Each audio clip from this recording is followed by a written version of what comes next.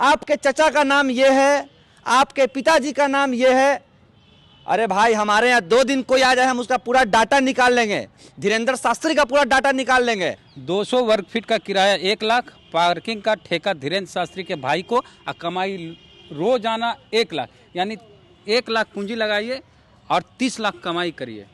मतलब क्या इतने नए हैं। और सुनिए ना, 200 रुपया लागत वाला श्री यंत्र 5100 रुपया में बिकता है। अब 51,000 रुपया यज्ञ कराने की फीस लेते हैं बाबा बागेश्वर। मतलब कि मठ के नाम पर जितना पिछड़ों का शोषण इन लोगों ने किया। देखिए ना, यज्ञ में यजमान बनने के लिए 21 से 51,000 रुपया रजिस्ट्रेशन। धंधा खोल के बैठे हैं। इसको हम ब्राह्मण नहीं कहेंगे, धंधेबाज लोग कहेंगे इस समुदाय को हम। एक विज्ञापन दिखाते हैं, अखबार का एक विज्ञापन पूरा वायरल हो रहा है। अखबार के विज्ञापन में क्या, हैदराबाद मंदिर में चाहिए ब्राह्मण हलवाई मास्टर, तनख्वाह 12,000।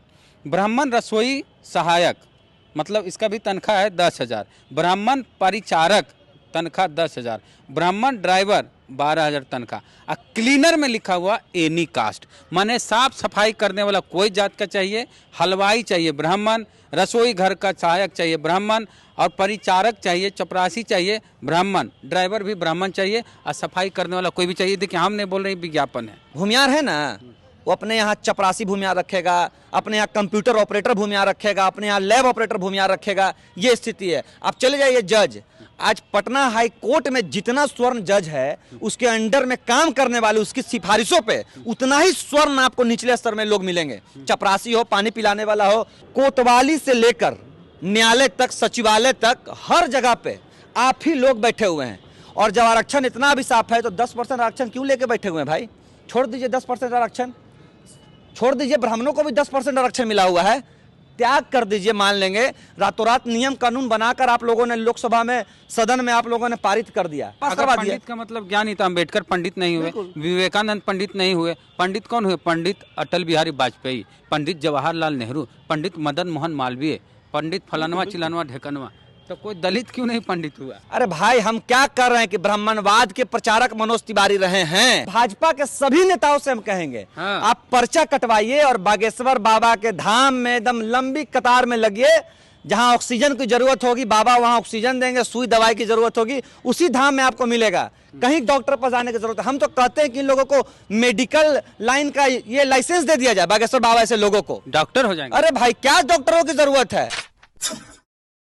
भाजपा नेता और सांसद मनोज तिवारी, जो कि बिहार के हैं, पहुंच गए बागेश्वर धाम और धीरेन्द्र शास्त्री के साथ सुर में सुर मिला रहे थे, गाना गा रहे थे। और जब उनसे पूछा गया कि धीरेन्द्र शास्त्री की डिमांड है कि भारत हिंदू राष्ट्र हो, तो मनोज तिवारी ने कहा कि हाँ ठीक मांग है। बात करेंगे इसी मुद्दे पर। हमारे साथ मनीष यादव है, जन अधिकार पार्टी के युवा नेता हैं। अब हिंदू राष्ट्र को लेकर खुल के भाजपा भी आ गई है। आज मनोज तिवारी भी बोले कि ठीक मांग है, अब पहुंच गए बागेश्वर धाम। देखिए, एक सीधे लहजे में ये समझिए कि नाचने गाने वाले लोग जब राजनीति में प्रवेश करते हैं तो उनकी दूसरे की महत्वाकांक्षाओं से ज़्यादा उनकी अपनी महत्वाकांक्षा रहती है। और देखिए कहीं ना कहीं मनोज तिवारी और भाजपा के जितने बड़े नेताओं का नाम ले लीजिए, ये लोग ब्राह्मणवाद के हमेशा से प्रचारक रहे हैं। तो ये लोग तो हमेशा से हिंदू राष्ट्र की बात कहेंगे ही। ये जिस जिले से आते हैं, इनका जहाँ घर है वहाँ कितना सुखार दहार आता है, कभी इन्होंने सदन में उठाया? कभी इन्होंने बिहार के गरीब किसानों की बात की, छात्रों की बात की, विश्वविद्यालयों की बात की? ये लोग पूरी तरह से बायस्ड हैं, समझिए चीजों को। और बायस्ड अपनी चीजों से नहीं है, दूसरे की चीजों से बायस्ड है। अब बताइए कि इनको बागेश्वर धाम जाने की क्या जरूरत थी? आपके बिहार में बहुत सारा धाम है, आप वहां चले जाते। वहाँ धीरेन्द्र शास्त्री हैं, आशीर्वाद देते हैं। बताइए, आपके बिहार की चीजों को आप ना अपने पास रख के आप ऐसे लोगों के पास जा रहे हैं जो इसको आप हाथ की सफाई कह लीजिए, उससे ज्यादा मैं उनको कुछ नहीं मानता हूं।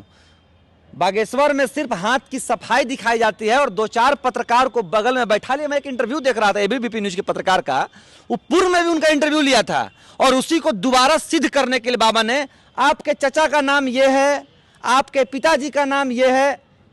अरे भाई हमारे यहाँ 2 दिन कोई आ जाए हम उसका पूरा डाटा निकाल लेंगे, धीरेन्द्र शास्त्री का पूरा डाटा निकाल लेंगे। और आप आदमी को ये बता के कह रहे कि हम सिद्धि प्राप्त है और हनुमान जी का नाम लेके आप लोग देखिए, लगभग ये लोग एक चीजें समझिए, मैं किसी जात पे नहीं बोलूंगा। हमारे यहाँ हमारे समाज के लोग 20-22 वर्ष की उम्र में पढ़कर BPSC UPSC Bihar SST Bihar दरोगा और बिहार पुलिस की तैयारी करते हैं, लेकिन ये लोग 20-22 वर्ष की उम्र में यही सब की तैयारी करते हैं कि किस तरह से हम जनता को मूर्ख बनाएं और किस तरह से जनता को लूटें। तो पूरी तरह से समझिए कि इसके प्रचारक कौन है, भाजपा का एक एक नेता, जो आज कहीं ना कहीं, देखिए मोहन भागवत जी के बयान से कहीं ना कहीं में हम सहमति भी रखते हैं। क्या हम सहमति रखते हैं कि ऐसे लोग ही, जो जिस तरह से उन्होंने कहा कि जातियां बनाए और चीजें बनाए, ऐसे लोग ही जातियों को मूर्ख बनाते हैं। हजारों, आप समझिए कि उस भीड़ में कितना ब्राह्मण बैठा होगा। कोई ब्राह्मण इनके बागेश्वर बाबा के धाम जो चलता है उसमें कोई ब्राह्मण नहीं बैठा होगा, सब पिछड़ी जातियों के लोग, जिनको ये लोग दुकान खोल के गजब बुर्बक बना बात रहे हैं। करें। क्या बात कर रहे हैं? बागेश्वर धाम वाले बाबा के यहाँ मनोज तिवारी अपने ब्राह्मण पहुंच रहे हैं। अरे भाई, हम क्या कर रहे हैं कि ब्राह्मणवाद के प्रचारक मनोज तिवारी रहे हैं, हाँ। तो वो क्यों नहीं जाएंगे? वो प्रचार करेंगे तभी तो बिहार से लोग उठ के जाएंगे। आपने जो जिन चीजों को दिखाया, तो उनसे हम लोगों को समझ में आया कि चलो कहीं ना कहीं कुछ छेद है। अरे किसी का बीमारी होती है तो कहता है कि हम इलाज कर देते हैं। अरे भाई, तो मनोज तिवारी गए हैं ना, मनोज तिवारी अस्पताल नहीं जाएं, उनके घर में कोई बीमार पड़े तो, उनके परिवार में कोई बीमार पड़े तो, और भाजपा के सभी नेताओं से हम कहेंगे, हाँ। आप पर्चा कटवाइए और बागेश्वर बाबा के धाम में एकदम लंबी कतार में लगिए। जहां ऑक्सीजन की जरूरत होगी, बाबा वहां ऑक्सीजन देंगे, सुई दवाई की जरूरत होगी, उसी धाम में आपको मिलेगा। कहीं डॉक्टर पर जाने की जरूरत है? हम तो कहते हैं कि इन लोगों को मेडिकल लाइन का ये लाइसेंस दे दिया जाए, बागेश्वर बाबा ऐसे लोगों को डॉक्टर हो जाएंगे। अरे भाई, क्या डॉक्टरों की जरूरत है? खुद डॉक्टर हैं, दवा दे रहे हैं, जड़ी बूटी दे रहे हैं। रामदेव अलग वहां दुकान खोल के बैठे हैं, बागेश्वर बाबा अलग दुकान खोल के बैठ गए। तीन लोगों को डॉक्टर की जब देश की, हम कहेंगे आवश्यकता डॉक्टरों से ज्यादा बाबाओं की देश को है। जिस तरह से इनका प्रचार हो रहा है, तीन लोगों को ही लाइसेंस दिया जाए जो गरीबों का इलाज। खबर नहीं देखे दैनिक भास्कर में क्या लिखा हुआ? 200 वर्ग फीट का किराया 1 लाख, पार्किंग का ठेका धीरेन्द्र शास्त्री के भाई को, और कमाई रोजाना 1 लाख, यानी 1 लाख पूंजी लगाइए और 30 लाख कमाई करिए। मतलब क्या इतने नए हैं? और सुनिए ना, 200 रुपया लागत वाला श्री यंत्र 5100 रुपया में बिकता है। अब 51,000 रुपया यज्ञ कराने की फीस लेते हैं बाबा बागेश्वर। मतलब कि मठ के नाम पर जितना पिछड़ों का शोषण इन लोगों ने किया, और अपना दुकान खोल के और जमीनों को हड़प के जो धंधा ये लोग फैलाए हुए हैं, और उसका पैसा किस तरह से सत्ता और भाजपा को जाती है, इससे कोई छुपा हुआ है क्या? ये ठेकेदारी इसके भाई को, यहाँ का पार्किंग इसके चचा को, इसके अन्य चीजें इसके बाप दादाओं को, ये लोग तो वसूली करते थे। देखिए ना, यज्ञ में यजमान बनने के लिए 21 से 51,000 रुपया रजिस्ट्रेशन। अरे भाई, इससे पहले एक बाबा थे ना, जिनके यहाँ भाजपा के बहुत बड़े बड़े नेता जाते थे, जो कहते थे पॉकेट खोल के बैठिए, आशीर्वाद बरसेगा। क्या नाम था उनका? मैं उनका नाम भूल रहा हूँ, जिन बहुत सारा फिर मुकदमा भी उन पे आया। तो ऐसे लोग धंधा खोल के बैठे हैं। इसको हम ब्राह्मण नहीं कहेंगे, धंधेबाज लोग कहेंगे इस समुदाय को। हम पूरी तरह समझ लीजिए, जितने लोग हैं, अच्छा इनका खुलासा भी जल्दी हो जाता है।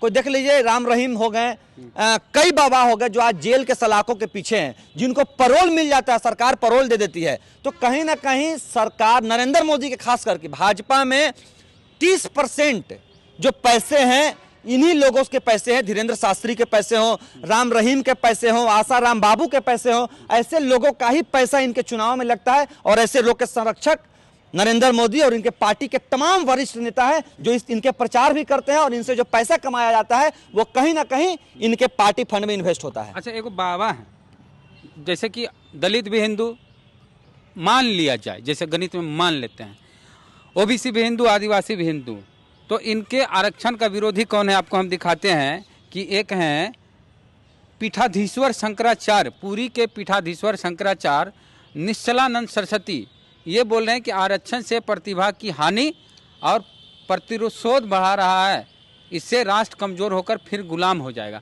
मतलब आरक्षण से देश गुलाम हो जा रहा है, ये बाबा का कहना है। देखिए, एक बात समझिए, हम लोग जहाँ तक सोचते हैं कि धर्म के नाम पे सारी चीज़ें इस देश में हुई। आप एक फिल्म देखे होंगे, वो फिल्म में सच्चाई दिखाई गई।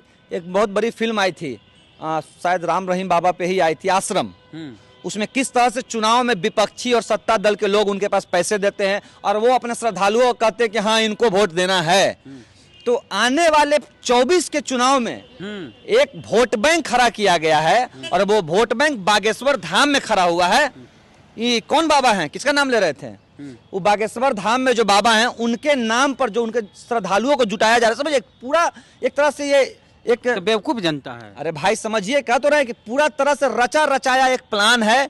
बागेश्वर धाम में एक जो कि धर्म अंधभक्त तो हिंदुस्तान हमेशा से रहा है। हमारे यहाँ हमेशा से पत्थरों की पूजा हुई है। हम लोगों ने कभी, हमारे वीर महान जो हमारे हुए हैं, उपदेश देने वाले जो लोग हुए, कथा करने वाचक जो लोग हैं, उनको हम लोगों ने कभी सम्मान नहीं दिया। हम लोग पत्थरों को सम्मान दिया। बिहार की और देश की राजनीति में कहीं ना कहीं अंधभक्तों को ये विश्वास दिलाते हैं कि ये आपके लिए ठीक है, और ऐसे लोगों को इसीलिए खड़ा किया जाता है कि चुनाव में इनको पैसा दिया जाए और इनके श्रद्धालुओं से हमको वोट करवाया जाए। और रही बात आपके सवाल की कि बाबा ने कहा कि ये आरक्षण ये है वो है, तो कोतवाली से लेकर न्यायालय तक, सचिवालय तक, हर जगह पे आप ही लोग बैठे हुए हैं।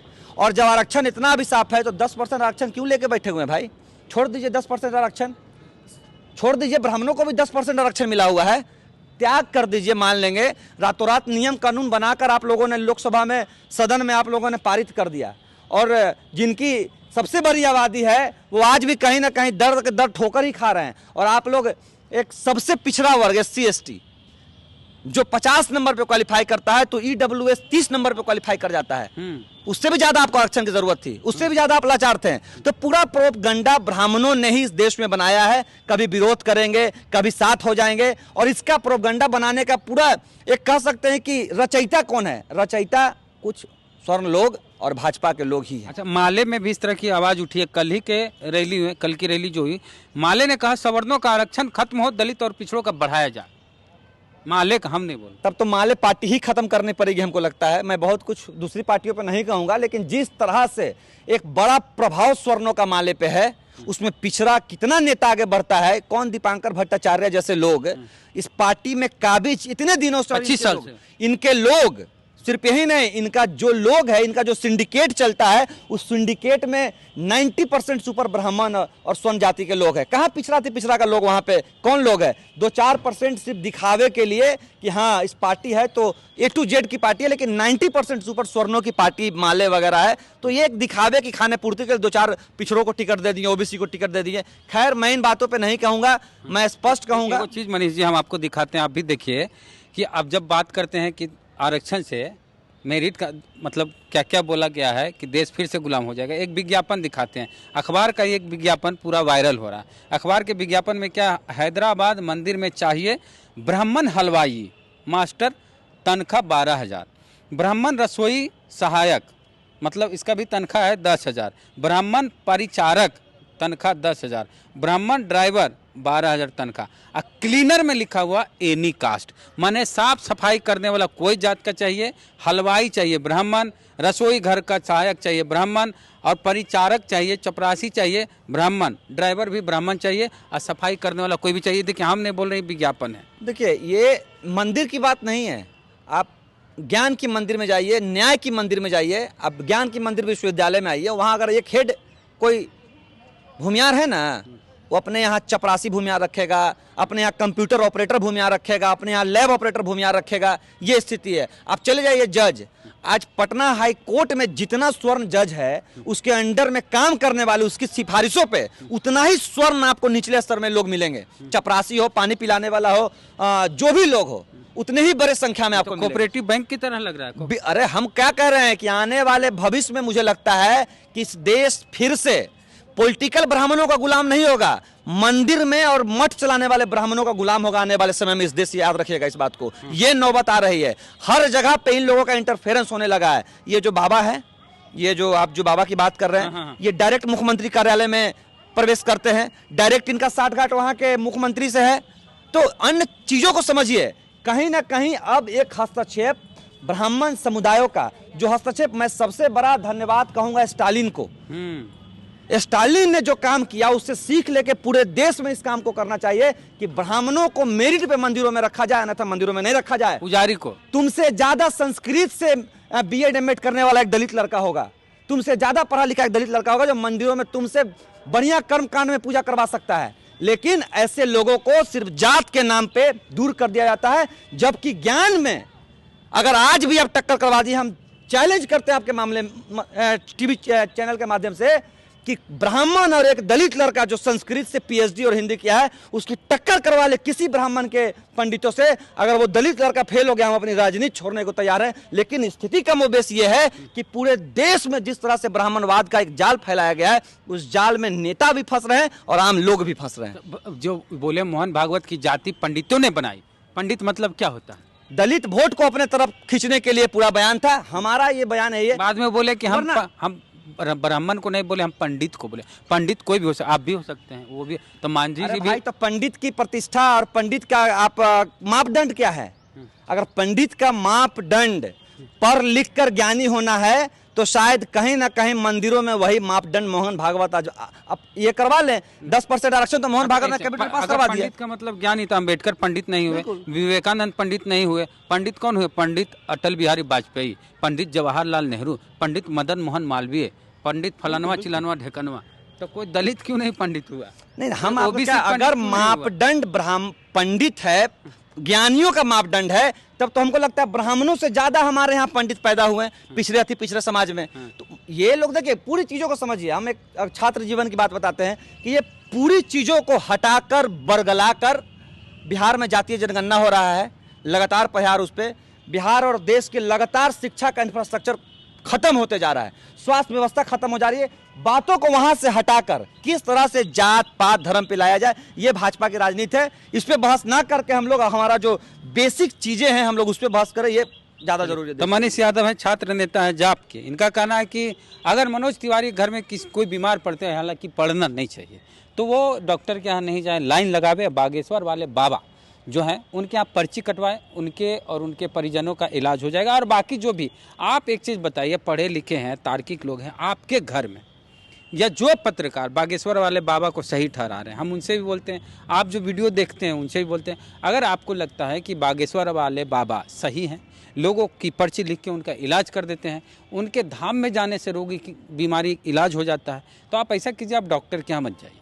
अगर आपकी बीमारी है कुछ आपके परिजनों की, सीधे कोई डॉक्टर के यहाँ नहीं, कोई अस्पताल नहीं, ना एम्स में, ना PMCH, न और कहीं, सीधे बागेश्वर वाले बाबा के यहाँ पहुँचेगा नहीं, कहाँ जाइएगा? डॉक्टर के पास। लेकिन समर्थन कीजिएगा बागेश्वर वाले बाबा का, ताकि और जो जागरूक लोग नहीं हैं, लेमन टाइप के लोग सीधे पहुँच जाए। और वो अब मांग कर रहे हैं हिंदू राष्ट्र का। मनोज तिवारी पहुँच गए कि हाँ हिंदू राष्ट्र होना चाहिए हमारा देश। आपका क्या कहना है इस मुद्दे पर? प्रतिक्रिया दीजिए कमेंट बॉक्स में। फेसबुक पे वीडियो देख रहे हैं, पेज को लाइक फॉलो कर लीजिए। यूट्यूब पे वीडियो देख रहे हैं, सब्सक्राइब घंटी बजा कीजिए। जय भीम, जय भारत।